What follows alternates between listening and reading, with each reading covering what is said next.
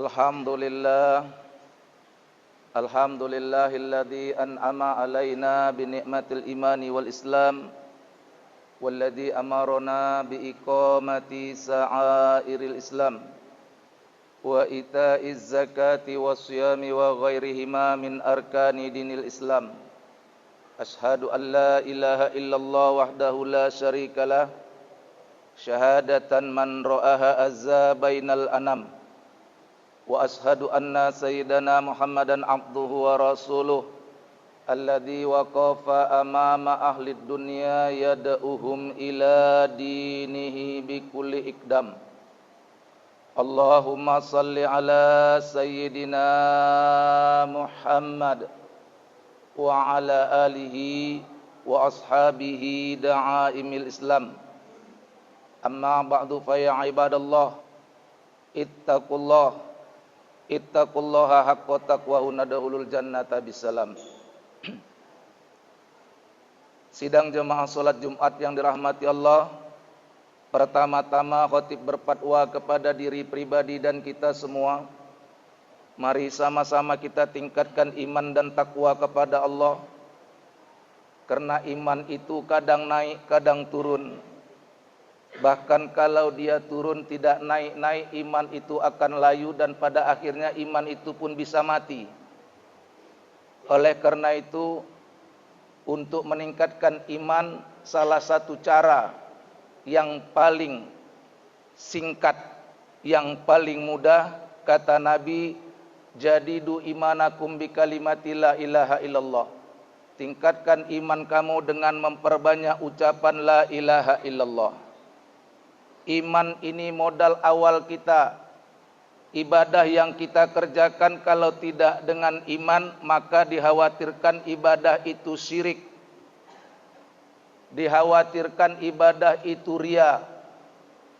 Berbuat karena selain daripada Allah.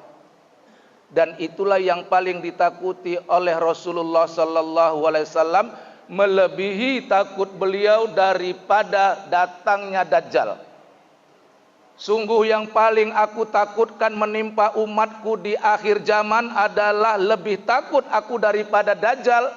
Yang paling aku takutkan adalah syirik khafi, syirik tersembunyi yang ada di dalam hati umatku itu.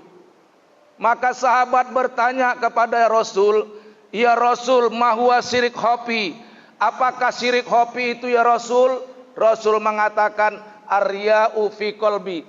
Riya di dalam hati. Rasul bukan takut kita tidak sholat sekarang. Rasul bukan takut kita tidak puasa sekarang. Rasul tidak takut karena kita tidak haji sekarang. Tidak. Yang Rasul takutkan adalah kita sholat tapi syirik. Yang ditakutkan Rasul kita berpuasa tapi syirik. Kita haji, umroh, sedekah, syirik, yaitu riya kepada Allah. Itu yang ditakutkan Rasul. Karena umat Rasul itu adalah orang-orang yang beriman kepada Allah dengan nilai 100%. Makanya Al-Quran itu di awal surat Al-Baqarah membagi manusia kepada 3 golongan. 3 golongan ini dilihat dari sifatnya. Yang pertama kali Allah mengkategorikan manusia itu orang yang beriman. Alladzina yu'minuna bil ghaib wa yuqimunas shalah wa mimma razaqnahum yunfikun walladzina yu'minuna bima unzila ilaika wa ma unzila min qablik wa bil akhirati hum yuqinun. Itu yang pertama, orang yang beriman, yaitu orang-orang yang beriman kepada yang gaib, menegakkan sholat, menafkahkan hartanya di jalan Allah, dan kemudian dia beriman kepada Al-Quran, beriman kepada kitab-kitab sebelum Al-Quran, dan dia beriman kepada hari kiamat. Ini golongan pertama, orang yang beriman. Yang kedua, kata Allah, ada orang kafir. Orang kafir. Innal ladzina kafaru sawa'un 'alaihim a andartahum am lam tunjirhum la yu'minun. Khatamallahu ala qulubihim wa ala sam'ihim wa ala abasarihim. Sama saja bagi orang kafir itu, kamu kasih tahu atau tidak kamu kasih tahu, kamu beri peringatan atau tidak kamu beri peringatan, mereka tidak akan pernah beriman kepada Allah. Kenapa? Khatamallahu ala qulubihim. Allah dah tutup pintu hatinya. Wa ala sam'ihim. Pendengarannya juga sudah Allah tutup. Wa ala abasarihim. Matanya juga sudah Allah tutup. Bukan buta, pandangannya kepada yang baik Allah sudah tutup. Orang yang beriman sama orang kafir cuman dikasih 2 ayat saja tandanya dalam surat Al-Baqarah awal ini. Yang sangat luar biasa, sidang Jumat, ketika Allah menceritakan orang munafik, panjang sekali ayatnya di sini. Ketika Allah menceritakan tentang ciri-ciri orang beriman cuma 2 ayat. 3-4 saja Al-Baqarah. Ketika Allah menceritakan tentang tanda-tanda orang kafir juga cuma 2 ayat saja di sini. Tapi begitu Allah menceritakan tentang orang munafik, Masya Allah, panjang ayat menceritakan orang munafik. Dan sebenarnya ini yang kita khawatirkan. Munafik sama dengan fasik. Arti munafik melahirkan keimanan, menyembunyikan kekafiran. Jadi kalau orang beriman sudah jelas, lahir dan batin. Al-imanu aqdum biqalbi wa qaulum bilisan wa malum bil arkan. Jelas. Mulutnya beriman, hatinya beriman, perbuatannya beriman. Jelas. Itu orang yang beriman. Tidak berbeda yang di mulut dengan yang di hati. Aqdum biqalbi. La ilaha illallahnya duluan dari hati, baru terpancar dari mulut lewat lisannya. La ilaha illallah teraplikasi lewat amalan badannya. Itu orang beriman, kata Nabi. Orang munafik, maaf, orang kafir 2 saja. Kalau dikasih tahu tidak mau, tidak mendengar. Tetapi orang munafik, apa definisi munafik? Orang yang melahirkan keimanannya, mulutnya beriman, tapi hatinya kafir. Itu munafik. Iman di mulut, kafir di hati, itu munafik. Kalau orang kafir jelas, mulutnya kafir tak beriman, hatinya pun tak beriman. Jelas, kafir itu. Jelas. Yang samar-samar orang munafik. Makanya definisi ulama orang munafik itu melahirkan, mengucapkan keimanan, menyembunyikan kekafirannya. Mulutnya mengatakan, wa minan nasi mayaqulu amanna billah wa bil yaumil akhir wa ma hum bimumin. Sebagian manusia itu mengatakan kami beriman kepada Allah, beriman kepada hari kemudian, wa ma hum bimumin. Padahal mereka bohong. Sama sekali mereka tidak beriman. Kenapa? Fi qulubihim maradun. Dalam hatinya ada penyakit. Wa idza qila lahum la tufsidu fil ardi qalu innama nahnu muslihun. Kalau dikatakan kepada mereka jangan buat kerusakan di muka bumi, maka dia mengatakan kami bukan orang yang merusak, kami orang yang memperbaiki. Mulutnya bilang. Padahal dia merusak. Yang lebih merusak, umat Islam ini tidak gampang dirusak oleh orang kafir. Yang paling gampang merusak orang Islam ini orang munafik, Pak. Kalau orang kafir sudah jelas, kita kan gak dengar cakap dia. Karena kita tahu dia kafir, lain agama, lain akidah, lain Tuhannya. Kita jelas tidak mau menerima dakwah dia. Kita jelas tidak mau menerima ajakan dia. Tapi hati-hati dengan orang munafik. Karena di mulutnya beriman.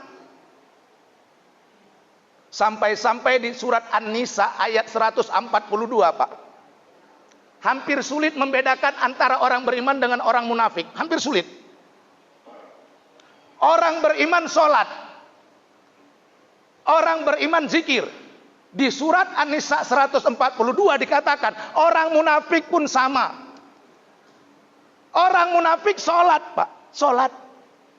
Apa beda sholat orang munafik dengan orang beriman? Orang munafik sholatnya kusala. An-Nisa 142. Orang munafik sholat tapi malas. Itu dia. Sholat tapi malas. Yang kedua, orang munafik itu sifatnya zikir juga. Wala yadhkurunallah illa qalila. Mereka berzikir kepada Allah tapi sikit zikirnya. Dari sekian banyak sifat orang munafik, kita ambil 3 ini. Untuk kita jadikan siapa sebenarnya diri kita. Dan untuk memberi batasan siapa orang yang bisa kita percaya. Yang pertama, kita tengok diri kita. Mudah-mudahan kita terhindar dari yang 3 tanda ini. Yang pertama, orang munafik ini mengadakan kerusakan di bumi. Di darat merusak, di laut merusak, di udara merusak, di kantor merusak, di perusahaan merusak, termasuk di masjid pun merusak. Kemana dia pergi merusak? Kemana dia pergi mengadu domba? Kemana dia pergi membuat kekacauan? Tidak nyaman orang di sana. 1 tanda munafik.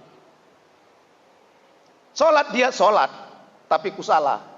Zikir dia zikir, tapi kolila, sedikit. Merusak. Sedangkan orang yang beriman itu kemanapun dia menjadi peneduh.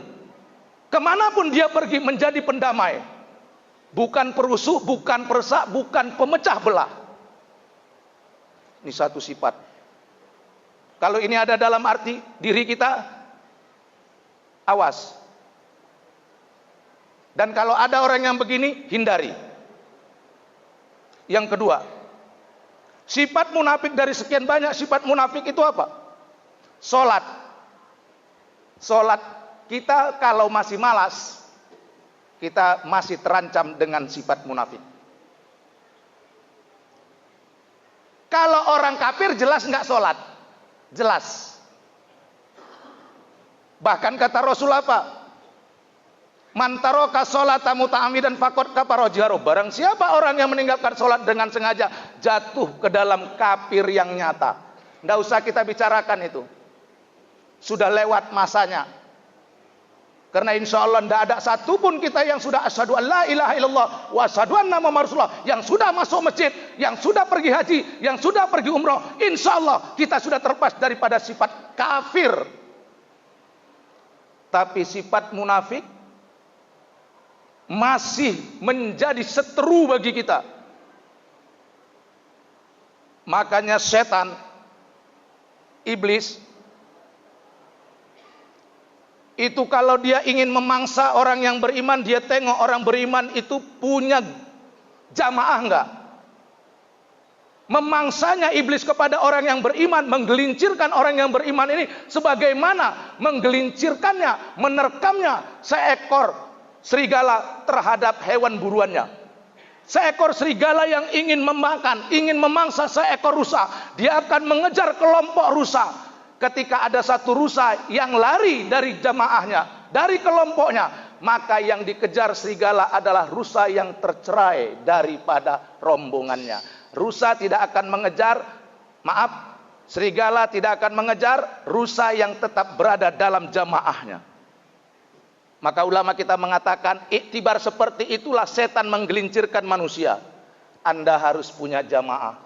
Wa'tasimu bihablillahi jami'a wa la tafarraqu. Bersatu padu kamu dalam tali agama Allah dan jangan bercerai-berai.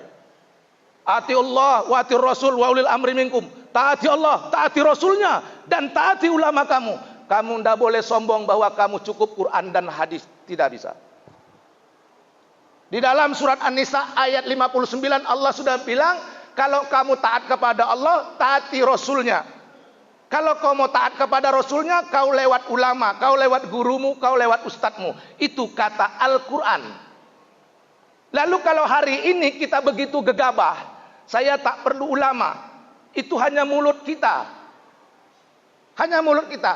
Tidak ada yang kita amalkan sekarang yang kita nggak ikut ulama, Pak. Tidak ada. Jujur. Jangan dengan kesombongan memberikan statement. Jangan. Coba dengan kejujuran. Coba dengan kejujuran. Allah dan Rasulnya itu bukan terlalu benci kepada orang salah. Karena Allah Maha Pengampun. Yang Allah benci sangat, yang Allah benci sangat dan yang Rasul benci sangat itu siapa? Orang yang tidak jujur. Ketika seorang sahabat di zaman Rasul, bukan sahabat, dia hidup di masa Rasul, bukan sahabat dekat, datang sambil menepuk-nepuk kepala. Ya Rasul, celaka aku. Kenapa? Di bulan Ramadan aku telah bersetubuh dengan istriku di siang hari ya Rasul. Celakalah aku. Apa kata Rasul? Ini orang datang dengan mengaku kesalahannya dengan penuh kejujuran. Apa kata Rasul? Puasa kamu 2 bulan. Tidak sanggup saya 2 bulan ya Rasul. Baru 2 hari saja saya sudah bablas. Saya sudah bersetubuh di siang hari dengan istri saya. Kasih makan orang miskin. Saya tidak sanggup ya Rasul. Saya ini orang miskin. Bahkan saya ini orang yang paling miskin. Rasul masuk ke dalam rumahnya. Dia nggak buru-buru marah sama orang yang berbuat salah. Tidak. Dia bukan menilai kesalahan orang ini. Dia menilai kejujuran ini orang. Rasul masuk ke dalam dapur. Dia ambil makanan. Dia kasih sama orang ini. Kasih buat orang di kampungmu. Untuk menebus. Daripada kau bersetubuh di siang hari bulan Ramadan. Apa kata orang ini lagi? Ya Rasul, tidak ada yang lebih miskin daripada saya di kampung saya ya Rasul. Senyum Rasul sampai nampak giginya yang putih. Tidak marah. Tidak marah. Senyum. Sambil berkata Rasulullah kepada orang ini, apa kata Rasul? Sudah, tidak apa-apa. Ini makanan, makanlah kamu dan keluargamu. Pergi pulang sana. Orang aku salah, nggak dihukum masuk neraka, Pak. Orang ngaku salah dengan jujurnya marah dapat bonus hadiah makanan. Begitu Rasulullah dalam menghukum orang yang berbuat salah, Pak. Begitu arif dan bijaksananya dia. Rasul Allah, kekasih Allah, khataman nabiyyin. Begitu dalam bijaksana memberi hukum dan menghukum orang. Lalu kita sekarang, Masya Allah. Karena berbeda amal dia dengan kita. Kita sudah berani menuduh dia sesat, bid'ah, dolalah, masuk neraka dan seterusnya. Masya Allah. Coba kita tanya hati kita, jujur. Sudah benarkah kita dengan begitu menjadi pengikut Rasulullah? Tidak. Karena Rasulullah tidak begitu.